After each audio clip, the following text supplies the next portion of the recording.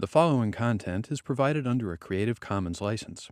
Your support will help MIT OpenCourseWare continue to offer high-quality educational resources for free. To make a donation or view additional materials from hundreds of MIT courses, visit MIT OpenCourseWare at ocw.mit.edu.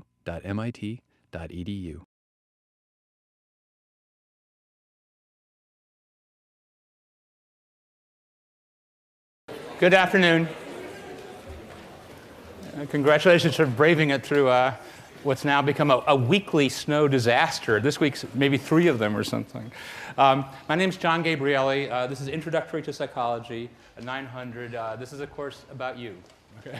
The entire course is what do we understand in a scientific way about human nature? How people's minds work, how people's brains work that supports their mind. This entire course is about what's the scientific way to understanding how people feel, think, and act in the world. And so we're going to try to say that we constantly think, you must in your everyday life, think about, why do you have your preferences, your desires, what's easy for you, what's hard for you, what's delightful for you.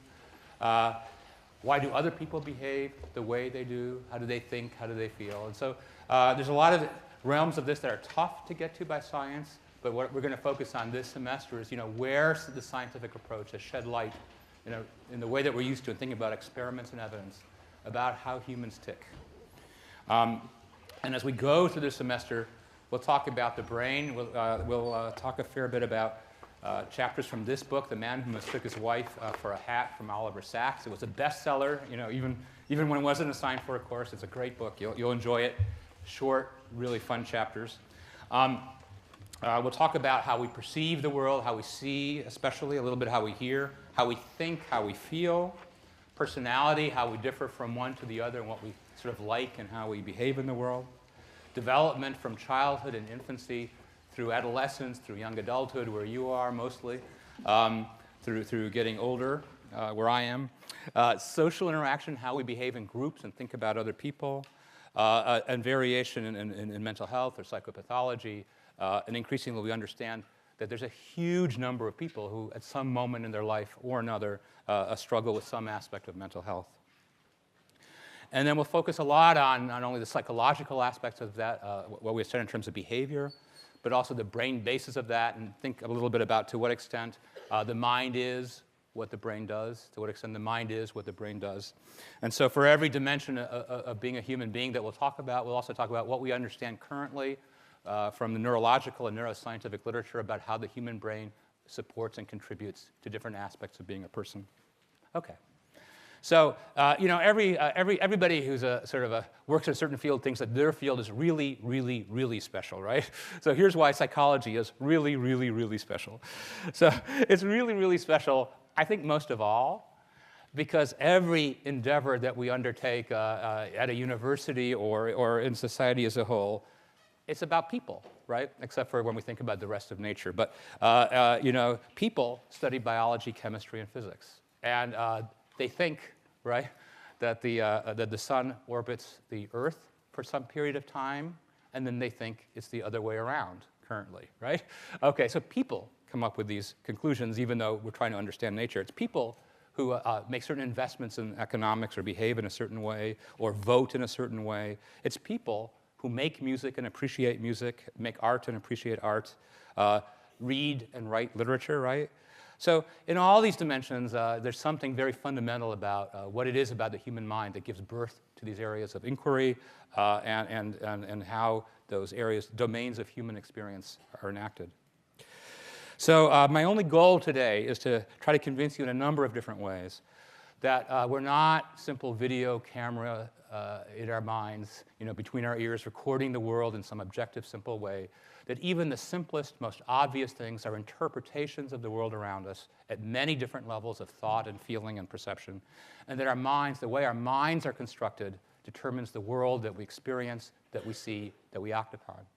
And even very simple things that we think are pretty objective and simple, right in front of our eyes, are determined by inferences and deductions that our mind makes, weighing sources of evidence in the world and coming to conclusions about what's around us, what we hear, and what we see, and how we think.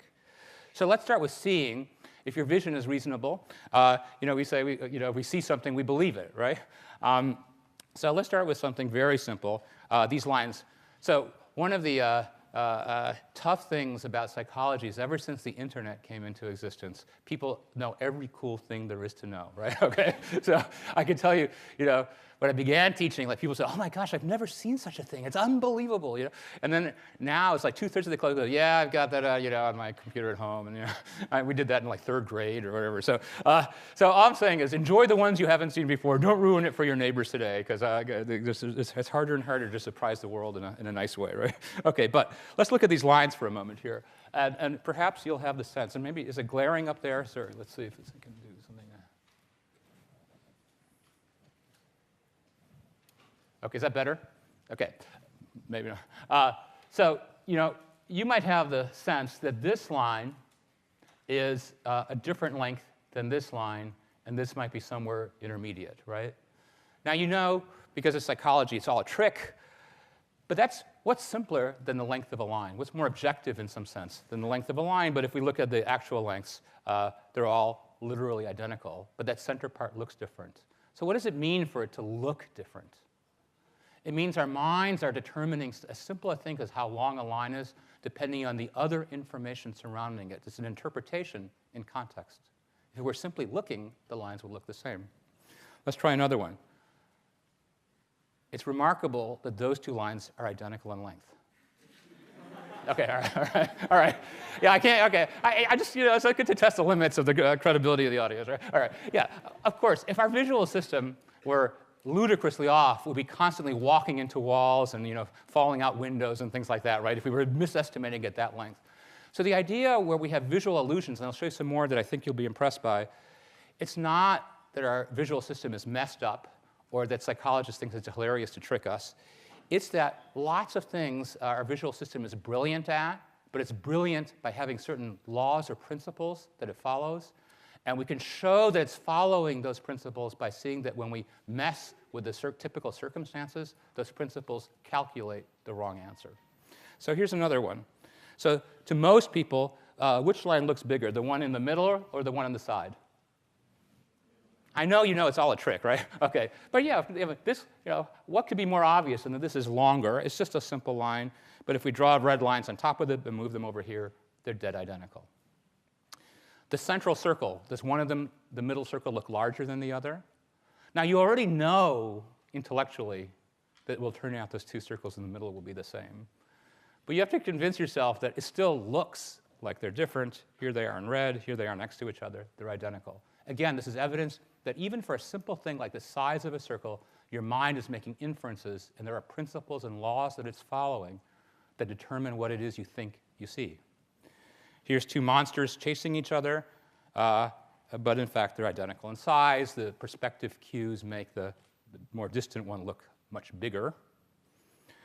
This is from Ted Adelson. This is a beautiful demonstration of an illusion. Ted Adelson's in the psychology department. There's a letter A here, and believe it or not, there's a letter B there. Let's see if this looks any better when it goes like this. It doesn't. All right.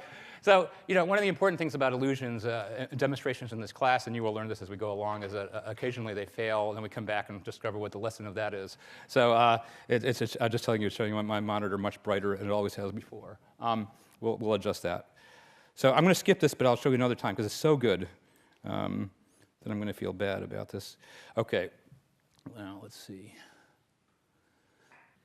This will work better than. Huh?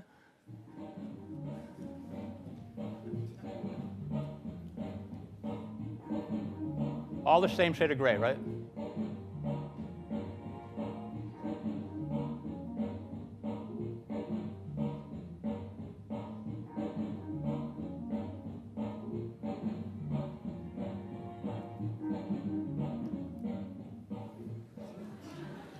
Did that work reasonably from where you sat? Okay. We'll try a few more. Maybe. For some reason, my connection's always like this. Sorry.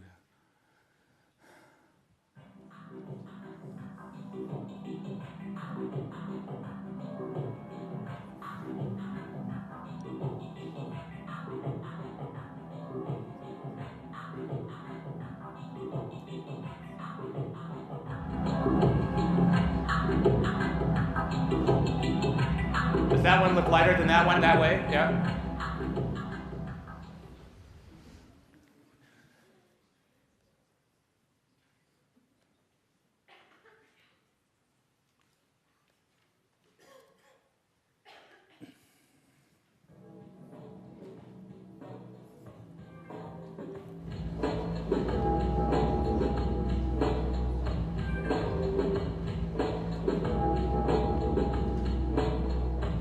Now they look radically different, right? It's the same gray constantly.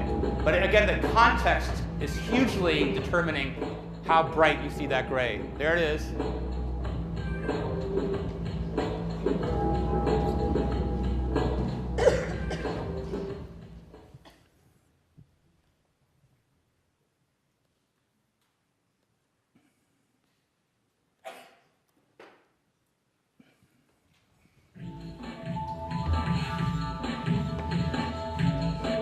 Two boxes equal gray.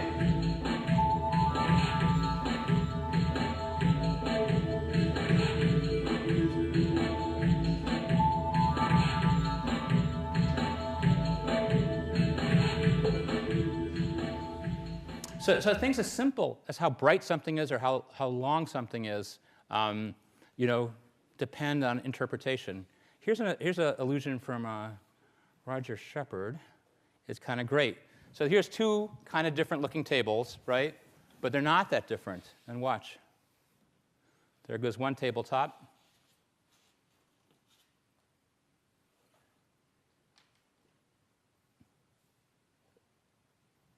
You're not impressed? That those are identical tables? Okay, want me to do it again? That's the identical tabletop. To me, the one on the left looks pretty rectangular, and the one on the right looks pretty squarish. No, you're not easy to impress, are you? You see that those two bars are moving together at the same time? Does it look like they're like little steps? Well, it'll show you. All right, fine. Okay. It's just like that, but now you add those bars. Does it look like little steps?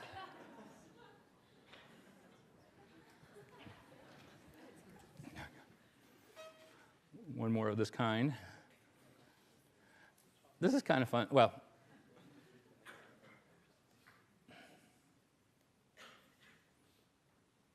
you see that the way that mask is turning?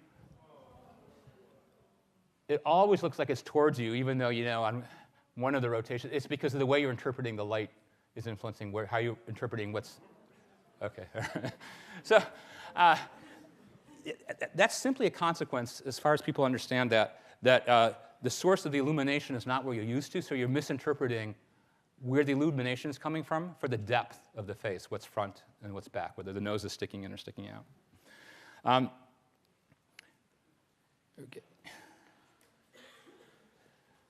Okay. So again, the point in these illusions is, even for very simple things, our minds make certain assumptions about how we interpret the world. And that drives everything that we see and how we act upon that we see. So at a slightly sort of higher or more conceptual level, I need your help. Now, there's lots of these things that we'll do this semester where you get to participate. I mean, the fun thing about, I said this course is about you, when you could have thought that was a bit rhetorical. It's not. It's truly about you. So you get to be your own laboratory, or we get to share a laboratory sitting here. And what I'm going to do is ask for you to participate. You don't have to do any of these things sitting at your seat, but I think it's usually fun to do them. So what's going to happen is I'm going to show you a drawing. And let's look at if the people to my left, so about in the middle, but you can decide for yourself. About this way, let's have you be group A if you're willing to be that way. And okay, all right. All right, because of that, I can't call you. I was going to call you guys group B, but I already see that's getting me in trouble. So we'll call it group B, but that really means equals A, but I'll just call it B, okay? All right. So A and B, okay? So what I need is group B, B for best, A for awesome, okay? So group B, group B, to kind of close your eyes for a moment, okay? Group B, so if you're going to want to have fun with this, close your eyes for a moment. Group A, you're going to see some instructions and read them silently to yourself. And then I'll ask you a question about the picture. OK, Group A, you're now reading. Group B has your eyes closed. So read the instructions silently to yourself.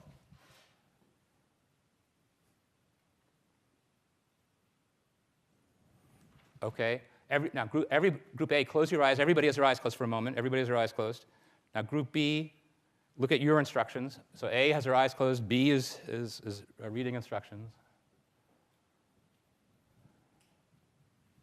OK? OK, everybody's eyes are open now. Everybody's eyes are open. And here's your picture. Sort of take it in. I'm going to ask you a few questions about it. Look at it for a moment. Inspect it. OK, here we go. Ready? So just out loud. Was there an automobile in the picture? No. OK, see, this is a smart class. We're going to have a, all right? OK. Was there a man in the picture? Yes. Was there a woman in the picture? Yes. OK. What, this side again? Woman in the picture? No. OK, all right, all right. OK, a child? No. An animal? Ah, OK, all right. And now it gets a little wild. OK, a whip. Yes. OK, a sword. Yes. All right, a man's hat. Yes. A ball. Yes. A fish. Yes. All right. So there's this agreement, and that's we're democracy, right? OK. So all these things are big setups, right? So here's what happened. Group A was told they're going to look at a picture of a trained SEAL act. And Group B got the identical instructions, but they were told you're going to look at a costume ball. So you had an expectation of what you were going to see. That expectation drives your interpretation of the very thing you see next, which is this picture. OK? All right?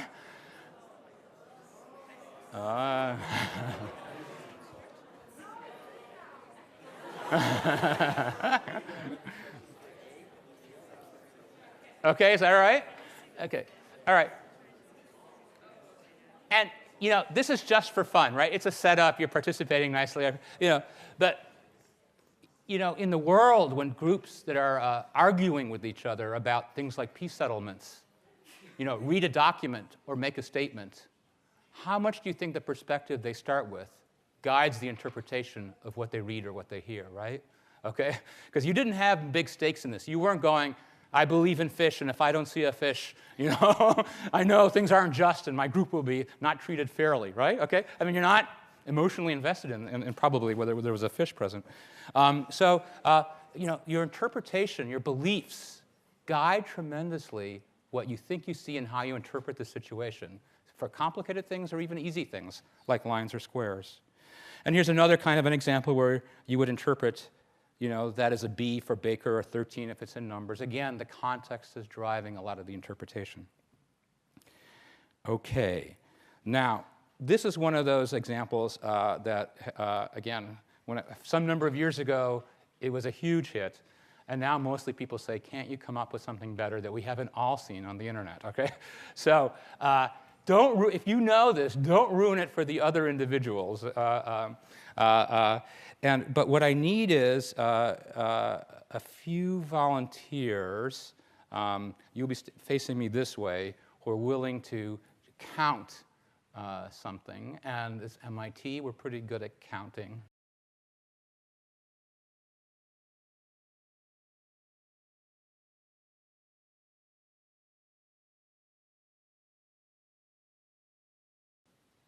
So what's the message of that? The message is, we've talked about what we perceive, what we see by expectations and context, but it's also, we have very limited, what psychologists call attentional resources. We can pay attention to a limited number of things at a time. And even when those things can be right in front of us, if our attention is focused or occupied by something else, like counting the passes in a kind of a difficult scene, it wouldn't work if there was one or two passes only, because you'll notice it. But when your mind is focused on identifying all the passes among the players in the white shirts, they're moving, they're weaving with the other players and so on, then your attention is absorbed by that, and some of it is not left over to notice what's right in front of you. And we'll talk more about that. But it's a huge thing with humans that we can pay attention pretty well, on average, to a thing at a time under many circumstances, and other things escape us completely even if they're obviously present if we were looking at them or paying attention to them. So here's another example of how our minds make our worlds, what we see and what we don't see, what we pay attention to and what we don't pay attention to. And that's something to do with how we hear. So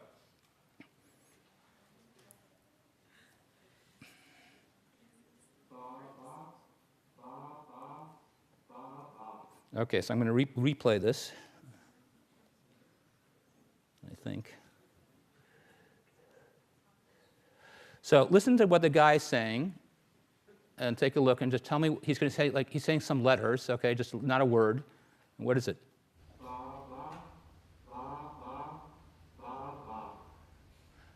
Okay, most people think he's saying da.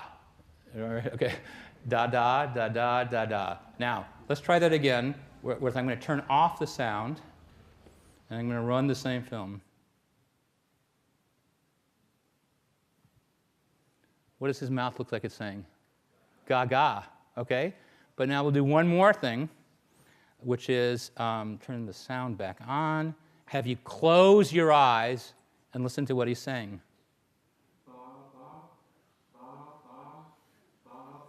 What's he saying? Yeah. So it doesn't work for everybody every time. But the basic idea is most people think they hear the word da coming from the speaker. And in fact, in their mind, they do, because that's how they interpret what they're hearing. But in reality, the film clip is a film clip of the person saying ba, ba, ba, and then an audio recording of the person saying ga, ga, ga.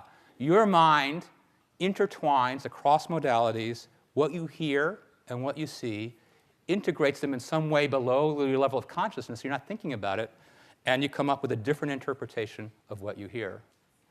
Right? So what you see is one thing, what you hear is another thing. When your eyes are open and your ears are open, they meld together and produce something, a third thing that's entirely differently. Again, your mind interpreting what you hear, not your ear interpreting what you hear in a simple sense.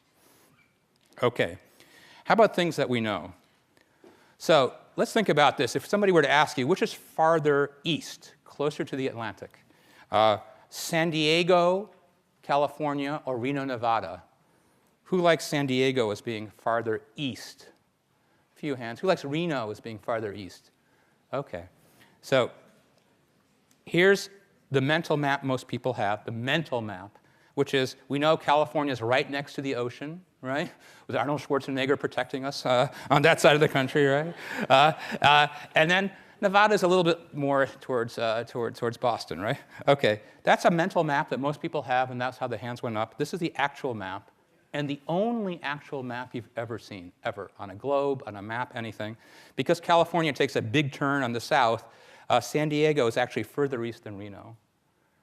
Why do we imagine, and most people do, that Reno is further east, when you've never seen a map or a globe that's shown you that? Never, ever, ever. Yeah? Because it's farther from the ocean? Because it's farther from the ocean, because in our mind we go, California is way out there, right? There's nothing, Hawaii is the only one out there farther west, right? So our mind makes us answer despite that, and that's what we might think we might know. Now, we might not be totally certain. We might not bet the farm on that. Which is farther north, Philadelphia, Pennsylvania, or Rome, Italy? So start to think, how would you think about that? It's not something you know. I mean, nobody memorizes it, right? But how would you begin to think? Which is probably more northern? What's your first gut? How many people like Philadelphia being more north? Yeah, how many people like Rome being more north? Oh, there's a kind of a mixture of hands. Okay. So the answer is that Rome is north of Philadelphia. Mostly people will answer that Philadelphia is north. Why they do that is they think the US and Europe, they're both sort of above the equator, below Antarctica, kind of aligned, right, even sort of historically, culturally. So they think, well, Rome is pretty south in Europe, and it is, it's in Italy. Philadelphia is reasonably north in the US. It gets winters and all that kinds of stuff. So a northern city in the US has got to be north of a southern city in Europe. But in fact, Europe is, the whole continent is shifted up compared to the US. So you won't wait till you get your mind around this. Which is further north, Atlanta or Chicago? All right, okay. Okay, all right. Sorry. Yeah, that's sort of, I mean, yeah, so no, this is, no, because sometimes when you do this, people go like, wait a minute, all my assumptions are off. Like where am I? What's reality, right? Okay, okay, yeah.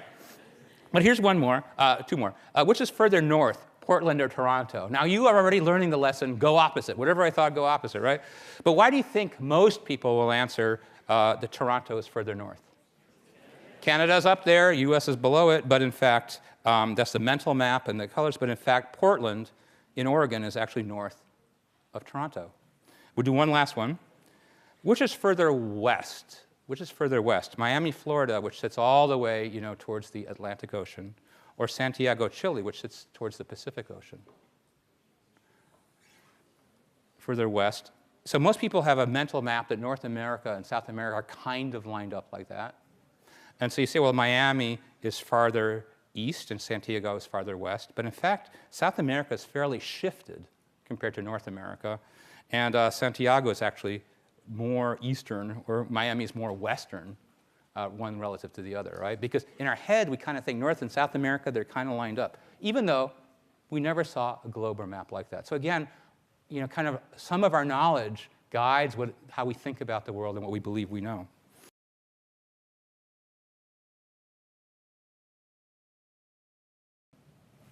All right, so what's the point of this? It used to be called telephone, right? The story keeps changing. In part, it's hard to remember details in a story. People remember kind of a nugget, or what we call a gist in psychology, just a little point. And second, what you take as a point is how you then tell the next person, right? The way you interpret the story or something like that. Thanks very much. That was great. All right. Again, two things. Our memory for precise details is surprisingly modest, and how we interpret things changes things a lot. So now you had 4 brave students demonstrating some of the limits and properties of memory. So now here's an exercise you can do in your own seat. Okay, you're just knowing yourself how you did. So, but here we go. I'm going to read you some words. And then just to give you don't have to write anything down. If you write it down, it's no good. And then I'm going to ask you on a recognition test whether you heard a word or not. Ready? So here's the list. So just listen, and then I'll test your memory for it right after. Here's the list. Sour, candy, sugar, bitter, good, taste, tooth, nice, honey, soda, chocolate, heart, cake, tart, pie. Okay? All right. How many people heard the word sour? All right, yeah, excellent, thank you. Chair, candy, hey, honey, building, sweet. Every hand up there, you have a false memory. Okay? Now, it's a setup, okay? Because here's the way they make these lists. It's a setup, but there's a huge lesson. And in fact, you may hear debates about what are real memories, what are false memories in court cases, in clinical cases.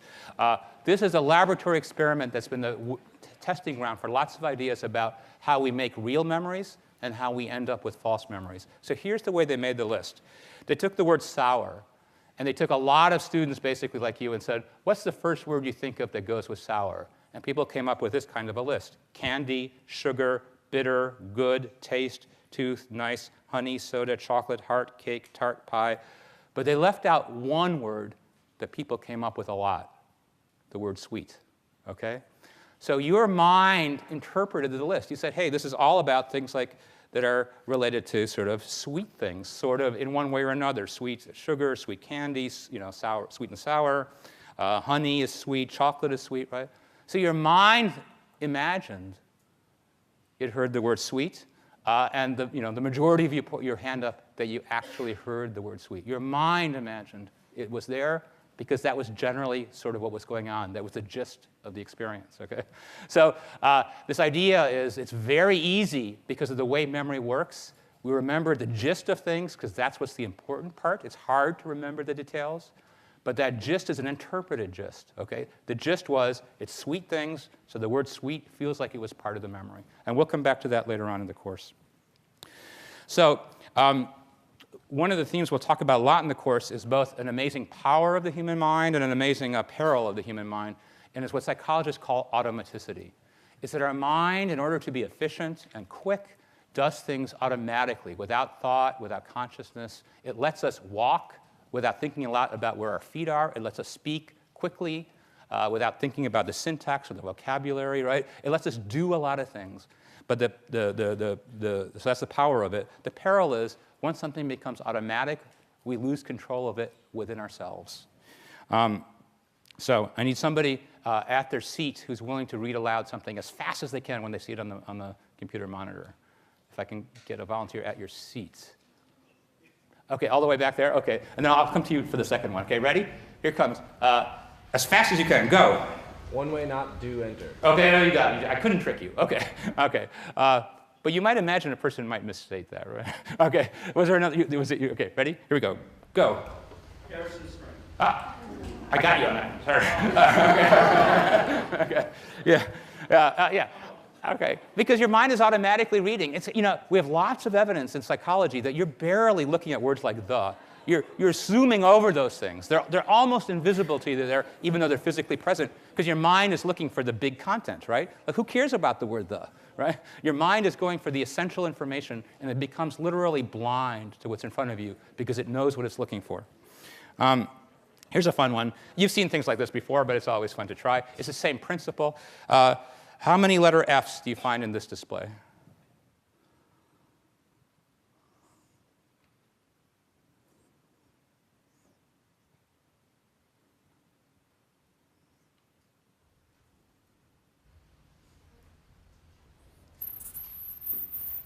Okay, so can I get some numbers?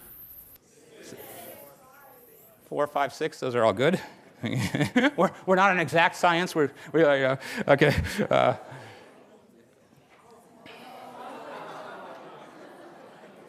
OK. So some of you may have missed 1 or 2 Fs, right? OK. Again, it's because your mind is automatically, people read at typical readers read at spectacular speeds. And the way you read at a spectacular speed is you don't look for little details. You get the big words and the big ideas, and you zoom through for the big meaning, OK? And you're leaving behind what you consider to be details. Yeah? So if you ask this question to like a society that pronounces just like off, would that change anything? The question was if we asked a society that didn't pronounce Fs or something like that. In America, we pronounce it You mean like a V sound or something like that. Does that matter for this? Yes. It also matters a lot that words like of are little preposition words that we don't think much about, OK? So yeah, this is a setup. Like finished, most people get. Or a beginning of a word you're more likely to get. I think the pronunciation probably matters. I don't know that for sure. That's a very good thought. And certainly hiding it in words that seem low in content for interpreting a sentence is about the best way we did it. That's why the second the disappeared too. It's sort of a low content word for processing a sentence. OK, this is an example of what you know, but it's a nice example, and we can come back to it a couple times. So let me think about this for 1 second. Maybe we'll do it this way, that we'll ask somebody at their seat who has typical color vision. If you're colorblind, this one is not a good one for you, OK? I'm just, some percentage are. So is somebody willing at their seat to read aloud stuff they see on a monitor? OK, thank you. So here we go. So you're going to see words that are printed in different colors. Your job is to name aloud the color of the ink that it's printed in. Does that make sense? So like on this F, you would say it's red on that F. Is that OK? Here we go. So start here and just go. Red, orange. As fast as you can, just keep going. Green, brown, pink, green, blue, red. Great, you're excellent. OK, same thing. Read the color of the ink exactly like you were doing. Go.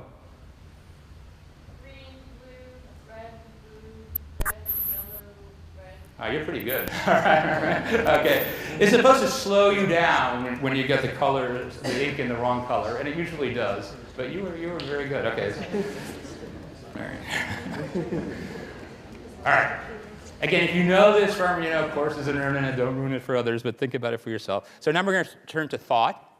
There are 30 people in a room, 30 people. Just imagine you sat, there's groups of 30 here. You get the month and date of each person's birthday. So it's not the year they were born, but it could be December 1st or February 5th or something like that. What is the approximate probability that 2 people will have the exact same birthday? All right. I can tell you the vast majority of people under slightly less suspicious circumstances than this will answer about 10%. That's the vast majority. The correct answer is, okay, why do you think, this is work from Kahneman and Tversky, we'll come back to this, why do you think people tend to answer 10%, some 30, very few people give you the mathematically correct answer of 70. Why do they do that? Because they tend to think, how often have I met somebody who has my exact birthday? And you go, not that often. It's not like every 30 people I meet, somebody says, you were born on March 3rd, I was born on March 3rd. And then you go have lunch, and you go, hey, I was born on March 3rd. And then you go have dinner with another group, and they go, I was born on March 3rd. You go, it's not something that happens a lot, right? So you go, well, that in real life, it doesn't seem to happen very often. But that's what we call a heuristic, a simple way to think about it, because your experience is kind of like that. But why is that incorrect mathematically for this question? Because the math depends on not that it's exactly your birthday, but any pair of birthdays among the 30 people. And then it goes way up. In fact, it goes to 70%. And if it's 24 people, 50%. If you're a group of 36 people, there's a 90% chance, just mathematically, that 2 people will share the same birth date, okay? Because when we face things that are hard to think about, because there's no easy answer, humans tend to take shortcuts and go say, what's the gist of my experience? And that's what I think the answer is, even when a calculable answer is available. It's human nature to make a shortcut based on your sense of your experience. There's a very interesting line of work. Dan Gilbert at Harvard is a leading figure about this idea of thinking about your future. Now, thinking about our future is a big thing, right? We're thinking about what's it like in this course, what's it like in college, what's our friendship like, relations with parents, what's our future career paths, what kind of life will we lead, right? Our future is something that's hugely on our mind, I think very powerfully when you're a college student or a graduate student. What's my future? And a big question that people have is, what will make me happy in a deep sense? What will make me happy in a deep sense? Because that's the life I want to lead, the values I want to have, the kind of career choices and personal choices I want to make, where I will devote my time on this earth. So most people, first of all, tend to think about, good things, right? Which is a positive thing. Actually, I can tell you, we'll come later in the course, it's good to think that lots of positive things are happening. It's kind of a nice place to be in terms of being a happy person, right? But it turns out that people have done studies like this. So now this is particularly sensitive for a faculty member, but it could work for any sports team you've tried out or anything you've tried out for in your life. So what happens when we get reviewed for tenure? And you hear a bit about that. This was an easy study for psychologists to do. What they did is they called up people in the fall who were being reviewed for tenure. And you get tenure or you don't. And it's a bit of a sad process if you don't, right? Because you don't get tenure, and then you don't feel happy about that, and you have to call your parents and say, I didn't get tenure, and your parents go, come on, if you just slept better, you would have gotten tenure, and remember the piano lessons you didn't take, and you go, all right. So it's a bit of a nuisance, right? On top of that, because weirdly in academics, we tend to be super specialized, you have to move out of town, okay? You don't have to, but typically then a person who doesn't get tenure will get a job somewhere else. There's plenty of stories of people who don't get tenure at awesome places who are geniuses in history, okay? The tenure decisions are often wrong. But still, you'd rather get it than not. You'd rather get into a medical school than not. You'd rather make a sports team you want to be on than not. So here's what they found out. If they asked them, what happens if you don't get tenure? Everybody said, oh, it's going to be awful. It's just going to be miserable. I'm going to be such an unhappy person. 2 years later, the average happiness of people who didn't get tenure was equal to the average happiness of people who did get tenure, okay? So, okay, you can say, well, tenure, only professors care about tenure. How about winning the lottery, okay? What if I won hundreds of thousands of dollars? There's been a lot of psychology on this, actually. In about a year to two, the average happiness of a lottery winner who wins a substantial amount of money is rated the same by him or her as it was the population as a whole. Yeah? How do they go about measuring average happiness? Yeah, so we'll come back to this, but I'll tell you. So this is you can like this or not like this, okay? So in some parts of psychology, we measure things like reaction time to the millisecond. That's good data, right? Or brain activation, that's good data. When you ask a person how happy they are, the only thing we can do is have you basically fill a scale from 1 to 7. How happy are you, okay? And you could go, well, I'm a little worried about that because, sometimes people are like, I hope that makes you happy or something. That, right? So you could say, how much can we trust subjective reports of happiness? And that's a very good question. On the other hand, it's hard to know what would be better than that, right? It's like if we measure your pulse, is that a better measure of your happiness? Your pulse could be racing because you're sad or happy, scared or enthusiastic. So we don't have a better one that we can think of. But psychologists do worry that sometimes people will just say what they're supposed to say, or they'll pretend they're happy, or things like that. We have to worry about those things, right? So you could worry deep down, but a year or two later, people who win huge amounts of money don't report themselves as any happier than people around them. And kind of amazingly, but I think it's deep about life, accidents leading to quadriplegia or paraplegia, accidents that, before you had such an accident, you would imagine that it would be something extremely difficult, and it can be in many ways. But by self-report, ratings of happiness return to typical average populations of the same age in about 3 months. So what's a huge lesson here in happiness research, a huge surprise, is two things. We're kind of bad at predicting what will make us happy or sad, which is kind of weird, right? I mean, we're kind of bad at predicting it. Here's all these things where we think they would make us happy or make us not so happy. It turns out we're wrong once it's studied at all scientifically. So we'll come back to that later on, because it's a very deep thing about being a human, is what makes you happy, and your wrong guesses sometimes about what does. So let me end with a last experiment. So we really haven't done experiments until right now. And this is now a sensitive and difficult issue, which is problems we have in dealing with racism. And here's a study that did the following. It said, well, in North America, certainly, Canada, the US, the study was done in Canada, racism is widely condemned, as I think most of us believe it should be. But examples of blatant racism still occur. And one recent poll said that about a third of white individuals reported hearing anti-black slurs in the workplace in the last couple of years, okay, to pick one thing. So how does this happen in a society that speaks so much about not being racist, about treating everybody equally and fairly and kindly? How does it happen that we still struggle? And that's a very deep, difficult question about human nature and the world we live in. But here's something, again, about this that's a hint about why it's hard to get society to change some of its behaviors. So here's the experiment, okay? It's an actual experiment. So they took two groups of college undergraduates and randomly assigned one to be in the forecaster group. That's a group that tells you how they think they would feel and how they think they would act under a certain circumstance. And then an experiencer group. That's a group who actually undergoes an experience, and I'll tell you what that is now. So in the experiencer group, pretend you are the research participant. You walk into a room, and you see in that room a black male and a white male. Now, those two are what psychologists, for some reason, have called confederates. Those are role players. They know what they're doing, okay? They have a plan of what they're going to do. They're going to put on a little show for you, but you don't know that, okay? And the black male stands up and leaves the room to get his cell phone, and he gently bumps the white male's knee. This is all set up, okay? You're just sitting there, and you see that little bump. And now there's 3 different groups. One group, that's it. Nothing else happens. A small bump, and the person leaves.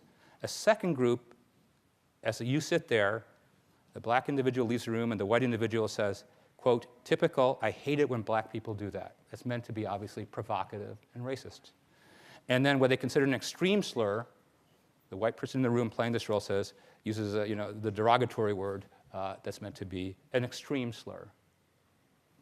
So there's one more thing you need to know.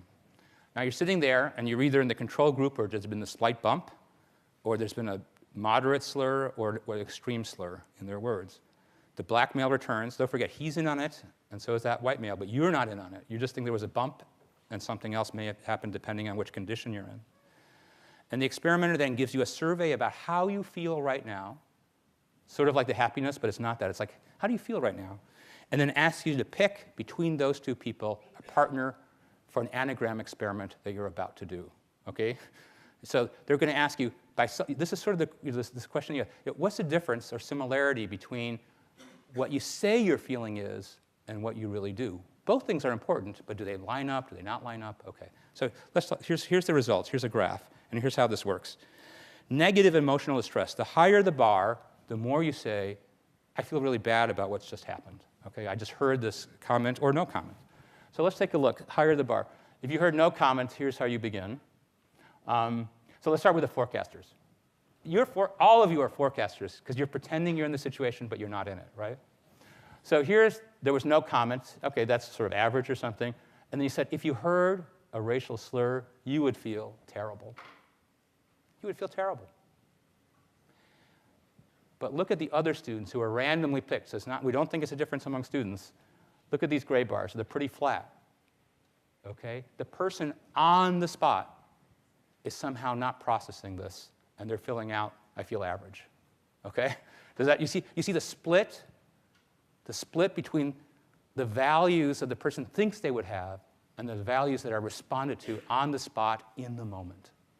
And what we'll talk about later on in social psychology is there's a tough gap often between the values we espouse and how we act when there's especially unexpected, difficult things, okay? And very often, if you've had any experience like this, afterwards you go, oh, what I should have done is this, or I wish I would have said that. But that moment is not happening at that moment, partly because you're kind of weirded out by the whole thing, like what's going on? Why would the person say this? This is, something doesn't seem right. I can't kind of sort it out.